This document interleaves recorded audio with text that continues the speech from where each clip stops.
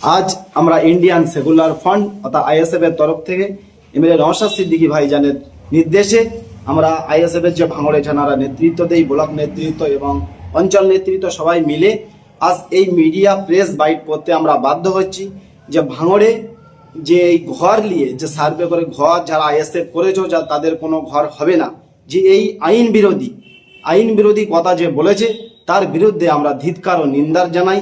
একদম সংবিধান বিরোধী কথা এটা। আমরা এই কথাকে কোনো দিন প্রশ্রয় দিইনি, আমরা ভাঙড়ের মানুষ এই কথাকে কোনো দিন প্রশ্রয় দিইনি। সেই বিষয়টা মাথায় নিয়ে আমরা বিডিও অফিসে যাই, বিডিও অফিসে গিয়ে লিখিত জমা দিই যে আমরা ডেপুটেশন দেবো এই বিষয়। তো সেই বিষয় বিডিও স্যার আমাদেরকে আশ্বস্ত করেছেন যে আমরা আপনাদের কাছ থেকে 1 সপ্তাহ সময় চেয়ে নিচ্ছি। 1 সপ্তাহ সময়ের ভিতরে যদি না যারা ঘর পাওয়ার যোগ্য, যাদের নাম কাটা গিয়েছে তাদের যদি না ঘর পাইয়ে দিতে পারি তাহলে তখন এসে আমার কাছে আপনারা জানাবেন। আমাদের এমএলএ নওশাদ সিদ্দিকী ভাইজান সেই বার্তাটা ওনার কাছে পৌঁছায়। উনি শান্তিপ্রিয়, সংবিধান সাথে করে নিয়ে কথা বলে। উনিও আশ্বাস করেছে ঠিক আছে 1 সপ্তাহ সময় আমাদের দেওয়া হোক, দিয়েছে, তোমরা সেই বিষয় ফলো রাখো। প্রত্যেকটা মানুষ, ভাঙড়ের মানুষ যে তোমরা আতঙ্কে আছো যে আমরা ঘর পাবো না, সরকারি প্রকল্প কাটার কারুর অধিকার নেই নেই নেই নেই। সে লক্ষ্মীর ভান্ডার বলো, বৃদ্ধ ভাতা বলো, কৃষক বন্ধু বলো, যেটাই বলো, সরকারি প্রকল্প কাটার কারুর ক্ষমতা নেই।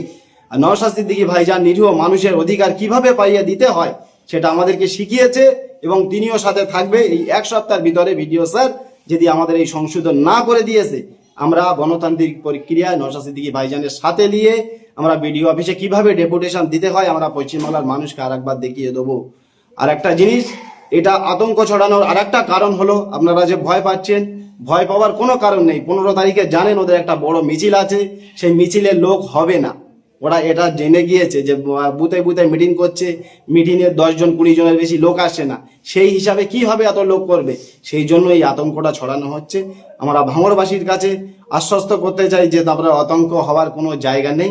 আমরা আমাদের এমএলএ তরফ থেকে আশ্বস্ত করছি 1 সপ্তাহ সময় দিয়েছে, যাদের ঘর নাম কাটা গিয়েছে তাদের নাম পাইয়ে দেওয়ার প্রতিশ্রুতি আমরা দিচ্ছি। কিভাবে দিতে হয়, কিভাবে আন্দোলন করতে হয় আমরা নওশাদ সিদ্দিকী ভাইজানের সঙ্গে নিয়ে, ভাঙড়বাসীকে সঙ্গে নিয়ে বিডিও অফিসে গিয়ে দেখাবো সাধারণ মানুষের ঘর কিভাবে এবং আরো যা প্রকল্প আছে কিভাবে পাইয়ে দিতে হয় আমরা আরেকবার মানুষকে দেখিয়ে দেবো।